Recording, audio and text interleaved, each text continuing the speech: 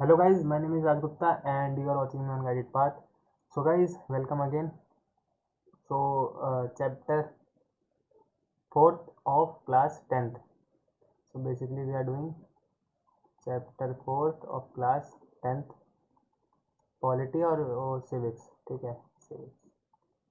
So particular course is all about civics class 9th, class 10th and political science in class 11. So सारी ये तीनों classes होंगी and हम बात करें उसके बाद स्विच करेंगे हम ज्योग्राफी पे। ज्योग्राफी की class 9th, class 10th and class 11th complete होगी इसी चैनल पे एंड देन उसके बाद आएगी हिस्ट्री। तो सारी चीज़ें होंगी। हिस्ट्री के लिए एक कंडीशन है कि अगर ये वीडियो सही चलती है देन हम हिस्ट्री लाएंगे, अदरवाइज स्टॉप कर देंगे सीरीज एंड देन कुछ और चीज़ पे मूव करेंगे। ठीक है। सो ये वीडियो सिर्फ हम बोल सकते हैं एकेडमिक वालों के लिए नहीं है, मतलब अगर जिसको स्कूल के पेपर देने हैं उनके लिए भी सही है और जिसको जो भी कोई कंपटीशन की तैयारी कर रहा है आगे देने के लिए उसके लिए भी बहुत अच्छी वीडियो है। वो आप देख लो, आपको पता चल जाएगा किस तरह से अच्छी वीडियो है। सो जेंडर, चैप्टर का नाम है जेंडर, रिलीजन एंड कास्ट। तो जेंडर सबको पता है, ठीक है। रिलीजन सबको पता है जो हम फॉलो करते हैं बेसिकली। कास्ट भी सबको पता है, वर्ड्स सबको पता है, क्लियर होंगी सबको। जेंडर क्या होता है, रिलीजन क्या होता है, कास्ट क्या होता है।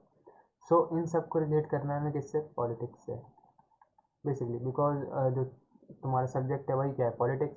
ठीक है, पॉलिटी, तो उससे रिलेट करना है हमें। सो रिलेट करते हैं gender and politics. Gender and politics सबसे पहले। So sexual division of labour, sexual division of labour, a system in which all work inside the home is either done by the women of the family और organise by them through the help of domestic worker.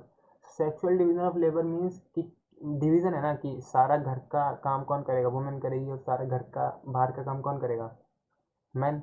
ये क्या है, एक तरह का हम बात करें मिसकंसेप्शन की, जो औरतें हैं वो घर में ही काम करेंगी। सो आजकल ये थोड़ा क्या है, थोड़ा और डिबेट में आ रहा है धीरे धीरे कि वुमेन सारा काम क्यों करें। ठीक है, सो कोई दिक्कत नहीं, चलते रहते हैं इसको, जो होगा देखी जाएगी आगे। लेकिन अभी हम सिर्फ चैप्टर की बात करेंगे। सो डिवीजन ऑफ लेबर क्या होता है कि एक सिस्टम जिसमें जो वर्क है inside the home is either done by the women, मतलब या तो वुमेन के द्वारा होगा या फिर वो ऑर्गेनाइज कराएगी by the domestic worker, means काम वाली बाई, या तो उसके द्वारा वो ऑर्गेनाइज कराएगी। ठीक है।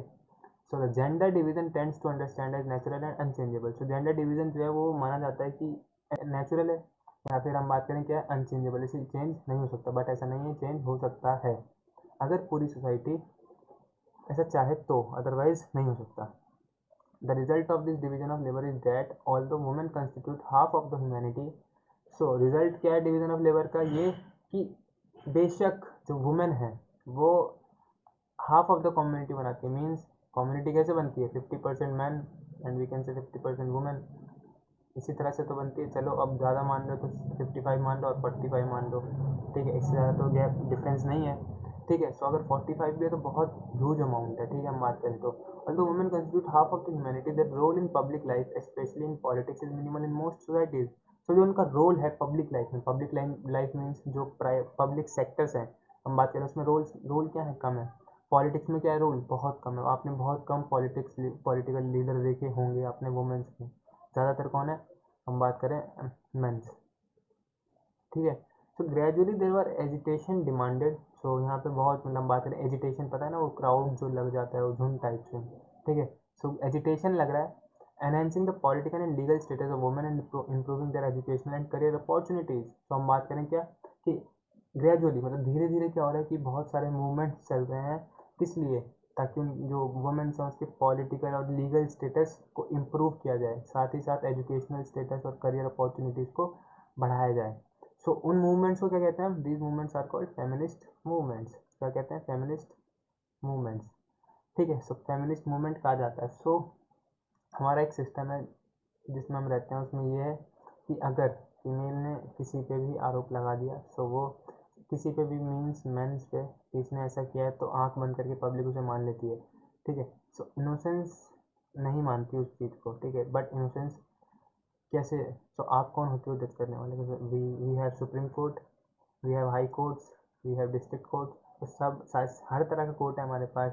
तो ये डिसाइड करेंगे ना कि आप सोशल मीडिया पर डिसाइड नहीं कर सकते कि फीमेल ने जो भी आरोप लगाया वो सही है नहीं है।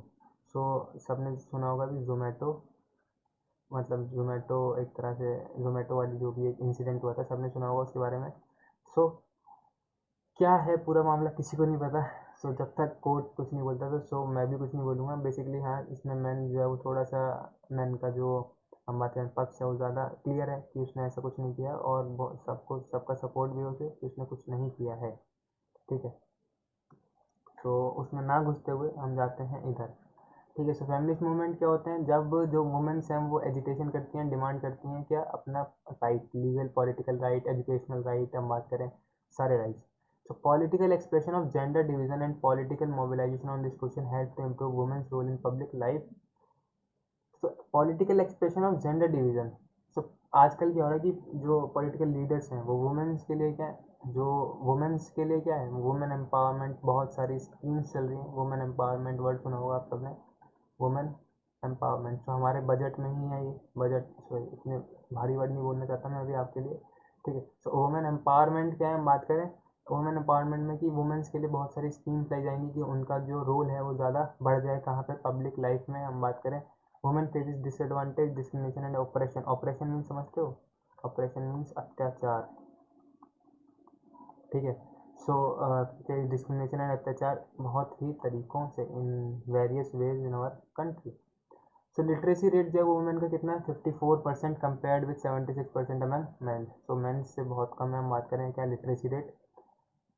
Similarly smaller proportion of girls go for higher studies. Yes, this is also true कि जो गर्ल्स हैं वो बहुत कम ही हायर स्टडीज तक जाती हैं, because of family pressure and all that stuff. सबको पता है क्या रीजंस हो सकते हैं। On an average an Indian women works 1 hour more than an average man every day. So जो इंडियन वुमेन है वो 1 घंटा ज़्यादा काम करती है एवरेज वर्क किसके, मैन के। तो हर जगह अप्लाई नहीं होता, कोई ऐसा नहीं बोला कि मेरे पापा ज़्यादा काम करते हैं। ठीक है, करते होंगे, पॉसिबल है, बट अगर हम एवरेज निकालें तो ठीक है। तो एवरेज में जो वुमेन, इंडियन वुमेन का वर्क है वो ज़्यादा है 1 घंटा, बट उसका जो काम है, yet much of work is not paid. तो उसका जो ज़्यादातर काम है उसको सैलरी नहीं मिलती है, बिकॉज आपको घर में काम करने की सैलरी नहीं मिलती है ना, उसी तरह से उनको भी सैलरी नहीं मिलती है और उसकी वैल्यू भी नहीं करी जाती। ठीक है, तो हम बेसिकली क्या है, आजकल इस सोसाइटी में रह रहे हैं कि जब तक आपको किसी काम का पैसा ना मिले उस काम की वैल्यू नहीं है। So in almost all areas work from sports, cinema to factory and field, women are paid less than men even when both do exactly the same work. सो सबको पता है कि अगर स्पोर्ट और सिनेमा की बात हो रही है, या हम बात करें किसी भी जगह की, फैक्ट्री की, फील्ड की, किसी भी जगह की बात हो रही है, तो जो वुमेन्स हैं उनको कम पैसे मिलते हैं देन मैन। या हम बात करें स्पोर्ट्स की ही बात कर लो, क्रिकेट सबको पता होगा, मैं वुमेन्स भी खेलती हैं, मेंस भी खेलते हैं। तो जो मेंस हैं इनकी जो सैलरी है वो 7 करोड़ है। ठीक है, जो ग्रुप ए में है। ठीक है, ग्रुप ए वालों की, फॉर एग्जांपल विराट कोहली, रोहित शर्मा, बुमराह। ठीक है, सो ये जो है ये क्या है, 7 करोड़ इनकी एनुअल, कम होगी ना 7 करोड़ और एनुअल, बट उनका जो अदर सोर्स है उनसे इनकम हो जाती है बेसिकली। वुमेन की जो ए ग्रुप में है उनकी जो सैलरी है वो गैस कर सकते हो आप, 3 करोड़, 2 करोड़, 1 करोड़ नहीं, उनकी सैलरी 50 lakhs है ओनली। हो सकता है मैं गलत हूँ, फिगर्स थोड़े से गलत हूँ, बट 50 lakhs से चेक कर लेना एक बार।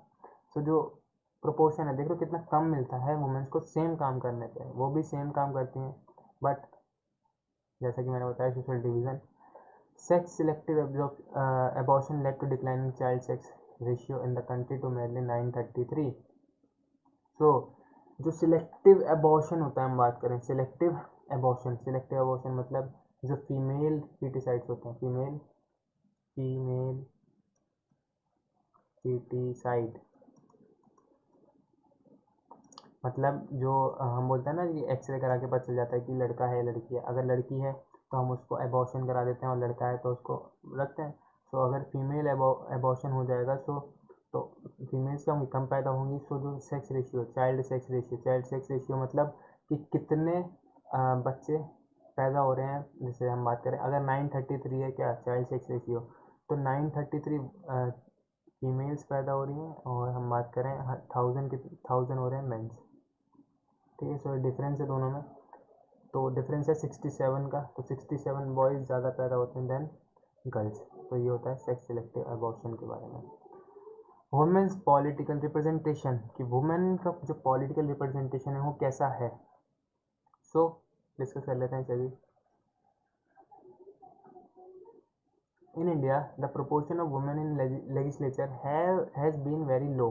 तो जो वुमेन्स का जो प्रोपोर्शन है वो क्या बहुत कम है. Example the percentage of elected women members in Lok Sabha has never reached even 10% of its total strength.